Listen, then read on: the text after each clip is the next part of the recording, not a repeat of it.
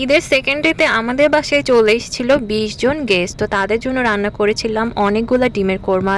আর বাকি আইটেমগুলো আমার আগে থেকেই করা ছিল। তো টেবিলটা সুন্দর করে সাজিয়ে নিলাম, গেস্টদের খুব সুন্দর করে আপ্যায়ন করলাম। তারপরে রাতের বেলায় রেডি হয়ে চলে গিয়েছিলাম একটা স্পেশাল জায়গায়, আর একটা মজার খাবারও খেয়েছিলাম। তো এই সব কিছু নিয়েই থাকছে আজকের ভ্লগ। হ্যালো এভরিওয়ান, আসসালামু আলাইকুম, this is me Tanima. Welcome back to my new vlog. আশা করি সবাই খুব ভালো আছেন, আমিও আলহামদুলিল্লাহ খুব ভালো আছি। তো এখন আমি ডিমের কোরমা রান্না করছিলাম। এর জন্য আমি 30টা ডিম নিয়ে নিয়েছিলাম। তো ডিমগুলোকে ফার্স্টে ফ্রাই করে নিয়েছিলাম, আর সাইডে অনেকখানি দুধ জাল দিয়ে নিচ্ছিলাম। তো এটাকে দিয়ে আমি ডিমের কোরমাটা রান্না করব। এই ডিমের কোরমা রান্নাটা কিন্তু খুবই মজার হয়, আপনারা চাইলে ট্রাই করে দেখতে পারেন। আর যদি চান তাহলে রেসিপিও শেয়ার করতে পারি। এটা কিন্তু পোলাওয়ের সাথে খেতে খুবই মজা লাগে। এছাড়াও আমি আগেই অনেকগুলো রান্না করে প্রিপারেশন নিয়ে রেখেছিলাম, যেমন চিকেন করেছিলাম, বিফ করেছিলাম, আর আলুর চপ করেছিলাম, আর পোলাও করেছিলাম। তো এইগুলোই আমাদের খাবার ছিল। আর এছাড়াও ডেজার্ট আইটেমও অনেক কিছুই ছিল, সেগুলো আমি আগের ব্লগে আপনাদের সঙ্গে শেয়ার করেছিলাম। তো সব কিছু মিলিয়ে অনেক সুন্দর একটা আয়োজন ছিল। আর বাসায় অনেক গেস্ট এসেছিল, আর প্রচণ্ড গরম ছিল, এই জন্য একটু আনকমফোর্টেবল লাগছিল। আর অনেকগুলো বাচ্চা ছিল, দেখেন এই বাচ্চাগুলো খাওয়া দাওয়া করছে এখন। তো ওদেরও একটা ভিডিও ক্লিপ নিয়ে রেখেছিলাম। তো ওরা সুন্দরভাবে নিজেরাই হাত দিয়ে খাচ্ছে। আপনারা কিন্তু অবশ্যই আমার চ্যানেলটিতে একটি সাবস্ক্রাইব করে দিবেন, আর ফুল ব্লগটি দেখবেন। আর ভিডিওটা যদি ভালো লাগে তাহলে কিন্তু লাইক কমেন্ট শেয়ার করে দিবেন, ওকে। তো এই যে দেখেন বাচ্চাগুলো কি সুন্দর নাচানাচি করে এনজয় করছিল। পুরো আমার রুমে ওরা লন্ডভন্ড করে দিয়েছিল। তো যাই হোক, ব্যাপার না, ওদেরকে অনেক খাতির যত্ন করা হলো। আর আজকে একদমই টাইম ছিল না, একদম অনেক রাতের দিকে একটু রেডি হয়েছিলাম, তারপরে বাইরে গিয়েছিলাম একটা স্পেশাল জায়গায়। সেটাও আমি আপনাদেরকে আজকে দেখিয়ে দিব, মানে উত্তরাতে একটা সুন্দর জায়গা আছে সেখানে। তো আমি আমার আরেকটি ঈদের ড্রেস পরে রেডি হয়ে গিয়েছি, একটু সিম্পলভাবেই রেডি হয়েছিলাম। তো এই ড্রেসটা আমার গিফটে ছিল। আমি তো অলরেডি আপনাদের ব্লগে দেখিয়ে দিয়েছি আমার ঈদের ড্রেসগুলো। তো তার মধ্যে থেকে একটা পরেছি, আপনারা চাইলে আমার চ্যানেলে গিয়ে ব্লগটা দেখতে পারেন। তো এখন গাড়ি নিয়ে আমরা বের হয়ে যাচ্ছিলাম।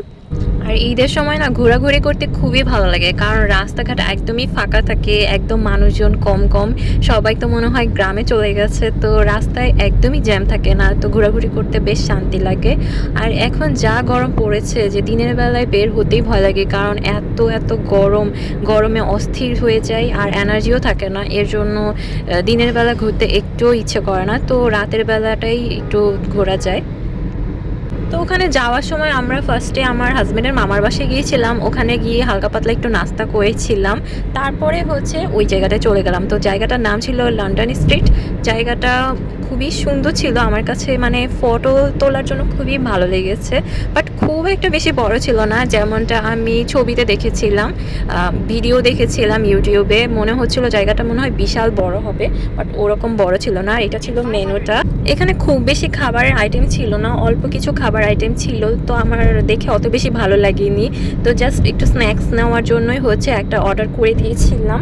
রেস্টুরেন্টের ভেতরটা এইরকম ছিল, মানে খুবই ছোট একটি জায়গা, খুব একটা মানুষ এখানে বসতে পারবে না, অল্প কিছু মানুষ মতো ক্যাপাসিটি এখানে আছে। তারপরে ভালোই ছিল। আর এই খাবারটা আমরা অর্ডার করেছিলাম, এটা ছিল পপকর্ন, চিকেন অ্যান্ড ফ্রাইস। তো এইটার সাথে আমরা একটা গার্লিক সসও নিয়েছিলাম, যদি ওরা বলছিল যে এই সসটা এইটার সাথে দেওয়া পসিবল না, তারপরেও ওরা ম্যানেজ করে দিয়েছিল। তো সার্ভিস খুবই ভালো ছিল। সার্ভিসে আমি ওদেরকে অনেক বেশি রেটিং করব, কারণ মানে খুব তাড়াতাড়ি খাবার সার্ভ করেছিল, মানে খুবই ভালো বিহেভিয়ার ছিল, খাবারও গরম ছিল। আপনারা এখানে আসলে অবশ্যই এই খাবারটা অর্ডার করবেন, আমার কাছে খাবারটা ভালো লেগেছে। অন্য খাবার কথা বলতে পারবো না, কারণ যেহেতু একটাই অর্ডার করেছিলাম। তো কিছুক্ষণ ওখানে আমরা ছিলাম, ওই সসটা দিয়ে চিকেন পপকর্নটা খেতে খুবই ভালো লাগছিল। আর জায়গাটা আসলে কিছু কিছু স্পেস আছে, ওখানে ছবি তুললে খুবই সুন্দর আসে, মানে পুরাই পিঙ্ক কালারের রেস্টুরেন্টটা। তারপর অনেক ফ্লাওয়ার্স ছিল। আর আমার না ইদানিং ভিডিও করতে গেলে এত এত প্রবলেম চলে আসে না, হয় ফোনে চার্জ থাকে না, না হয় আশেপাশে সাউন্ড হয়, কিংবা ফোনের স্টোরেজ শেষ হয়ে যায়। তো কী আর করবো বলেন, তারপরেও ভিডিও করতে ভালো লাগে, আপনাদের সঙ্গে সব কিছু শেয়ার করতে ভালো লাগে। তো আপনারা কিন্তু অবশ্যই আমার চ্যানেলটিতে সাবস্ক্রাইব করে দেবেন, আর ভিডিওটা ভালো লাগলে কিন্তু লাইক কমেন্ট শেয়ার করে দেবেন। আর ফুল ভিডিওটা দেখলে আমার ওয়াচ টাইমটা একটু বাড়ে আর কি। তো যাই হোক, ব্যাপার না, আমরা দুইজন মিলে এভাবে গল্প করছিলাম আর চিকেন পপকর্ন খাচ্ছিলাম, বেশ এনজয় করছিলাম। মানুষজনও খুবই কম ছিল ওখানে। আর এইটার লোকেশনটাই তো আমি বলিনি, এটা কিন্তু উত্তরা 13 নম্বর সেক্টরের লেক পার্কের খুবই কাছে। আপনারা গুগল ম্যাপে সার্চ করলে খুব ইজি ইজিলি চলে আসতে পারবেন। শুধু লিখতে হবে লন্ডন স্ট্রিট, তাহলেই হবে। আর উত্তরাতে কিন্তু অনেক সুন্দর সুন্দর স্পেশাল জায়গা আছে, একটু খুঁজলে পরেই পাওয়া যায়। আমি মোটামুটি অনেকগুলো জায়গায় ভিজিট করেছি আর আপনাদেরকে ভিডিওতে দেখানোর চেষ্টা করেছি। আপনারা আমার চ্যানেলে গেলেই খুঁজে পেয়ে যাবেন, অনেকগুলো ভিডিও আছে উত্তরার। আর উত্তরার দিয়াবাড়ি বউবাজার তো আমি বহুতবার গিয়েছি, তো ওইটারও অনেক ভিডিও আছে। আমি তো এইভাবে মাঝে মাঝেই ঘোরাঘুরি করি, আমার কাছে ঘোরাঘুরি করতে খুবই ভালো লাগে। মানে প্রত্যেক হলিডেতেই আমরা ঘুরতে যাই কোথাও না কোথাও, কারণ ঘোরাঘুরিটা আসলে খুবই জরুরি প্রত্যেকটা মানুষের জন্যই। মানুষের মনে তো অনেক সময় অনেক স্ট্রেস থাকে, ডিপ্রেশন থাকে, তো ঘোরাঘুরি করলে দেখবেন যে মনটা অনেক হালকা হয়ে যায়, মনটা অন্যদিকে ডাইভার্ট হয়ে যায়। তো চেষ্টা করবেন নিজের পার্টনারের সাথে একটু সুন্দর সময় কাটানোর, তাহলে কিন্তু আপনাদের রিলেশনশিপটাও খুবই ভালো থাকবে। আর এইটা রিলেশনশিপের জন্য খুবই গুরুত্বপূর্ণ একটা জিনিস। আর আমাদের জীবনটা তো অনেক ছোট্ট, তো এই ছোট্ট জীবনটা তো দেখতে দেখতেই শেষ হয়ে যায়। এই জন্য ঘোরাঘুরি করে অনেক কিছু শেখা যায়, আশেপাশে দেখা যায়, বোঝা যায়, অনেক মানুষকেও চেনা যায়। আর এখনের পরিস্থিতিটা যেমন হয়ে গেছে যে এখানে আপনি যদি কিছুই না শিখেন, কিছুই না বুঝেন, তাহলে পৃথিবীতে চলাটা অনেক বেশি কঠিন হয়ে যাবে। তো আসলে আমাদের সবারই উচিত সব কিছুর এক্সপিরিয়েন্স নেওয়া, সব কিছু শেখা, জানা, না হলে কিন্তু লাইফে অনেক বড় বিপদে পড়ে যাওয়ার সম্ভাবনা থাকে।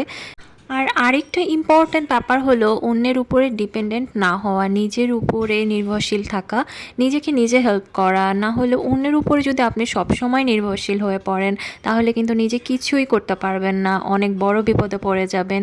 সবসময় অন্যের আশায় বসে থাকবেন, তার জন্য অপেক্ষা করবেন। যখন ওই মানুষটা আপনার লাইফে থাকবে না, তখনই আপনি বুঝতে পারবেন যে পৃথিবীটা আসলে কত বেশি কঠিন। তো আজকে কিন্তু অনেক বেশি কথা বলে ফেললাম, অনেক অ্যাডভাইস দিয়ে ফেললাম। যদি আপনাদের লাইফে এটা একটু হলেও কাজে লাগে, তাহলে তো আমার খুবই ভালো লাগবে। আজকে আমার ঈদের সেকেন্ডের ব্লগটা এই পর্যন্তই ছিল, আশা করি আপনাদের ভালো লেগেছে। তো দেখা হবে নেক্সট ব্লগে, সেই পর্যন্ত সবাই ভালো থাকবেন। আল্লাহ হাফেজ।